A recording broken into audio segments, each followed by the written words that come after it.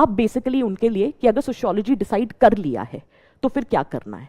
अगर मुझसे पूछो तो पहली चीज है reading and being aware about the syllabus. This I say every time, the most important. इसको बिल्कुल क्रोनोलॉजी में समझो, पॉइंटर्स है बट मैं समझा देती हूँ। First and foremost you should be aware about the syllabus. Once you have been aware about the syllabus, you will start looking at the PYQs. Once you have seen all the PYQs, combining two, you will start making your notes.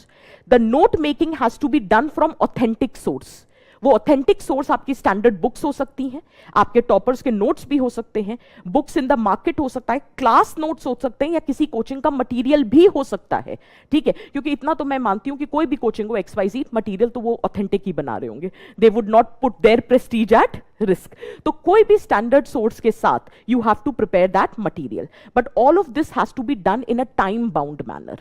You do not have all the time. जैसे बहुत बार होता है, हम बोलते रहते हैं कि जो पढ़ते जा रहे हो नोट्स बनाते जाओ, PYQ सॉल्व करते जाओ, पता नहीं क्यों हम हर चीज बाद के लिए छोड़ देते हैं। आपको समझ, आज इस बार आपको एक एग्जांपल देती हूँ। देयर दिस मेनी स्टूडेंट, एक एग्जांपल देती हूँ कि वो मतलब कल ही परसों मिली थी मैं, तो मैंने पूछा कि कौन सा अटेम्प्ट है, तो उन्होंने अपना अटेम्प्ट बताया। तो मैंने जनरली पूछा, हम लोग पूछते हैं कि क्या रह गया था, तो पहले जो अटेम्प्ट्स नहीं हुए थे उसमें प्री नहीं क्वालिफाई हो रहा था, और जैसे ही प्री क्वालिफाई हुआ रैंक आ गई। आप समझ रहे हैं मैं क्या कहना चाह रही हूँ? प्री बहुत अनसर्टेन होता है। इस बार जितने सिलेक्टेड कैंडिडेट्स हैं या थोड़े मार्क्स से रुके होंगे, क्या कोई सर्टेनिटी है कि इस बार प्री देंगे और क्वालिफाई हो जाएगा? तो pre is a very uncertain stage. तो जिस साल भी प्री क्वालिफाई हो, make it a point that you are qualifying your mains, otherwise there is no guarantee. और वो तब पॉसिबल है when you are mains ready. मैं आपको बताती हूँ इस वक्त साइकी क्या चल रही है। साइकी ये चल रही है, ऑप्शनल तो जून से पढ़ते हैं। दूसरी साइकी ये होती है, थोड़ा GS कर लेते हैं फिर ऑप्शनल पढ़ते हैं। अपने बारे में बताती हूँ, हमारे टाइम पे पहले हम ऑप्शनल तैयार करते थे और फिर GS करते थे। But here the thing is that आजकल सबको लगता है पहले GS पढ़ लें, कंफर्टेबल हो जाए। अरे GS का क्या लेना देना ऑप्शनल की तैयारी से? जितना टाइमली शुरू करोगे। अच्छा एक सच बात बताओ, अभी मैंने आपसे पूछा कि कितने सोशियोलॉजी वाले, बस एक बच्चा सोशियोलॉजी का है।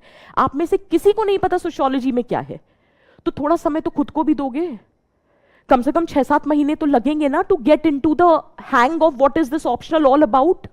500 मार्क्स है यार। हिस्ट्री ज्योग्राफी के लिए इतनी मेहनत करो, GS वाली बात कर रही हूं, ऑप्शनल की नहीं, उसके लिए इतनी मेहनत कर रहे हो, ऑप्शनल में 500 नंबर है। तो थोड़ा समय दो, जितना जल्दी स्टार्ट करोगे ना उतनी भसड़ बाद में कम मचेगी। बिकॉज आई नो वो साइकी होती है कि दिसंबर तक खत्म कर दें फिर प्री करेंगे, वो एक साइकी चलती है।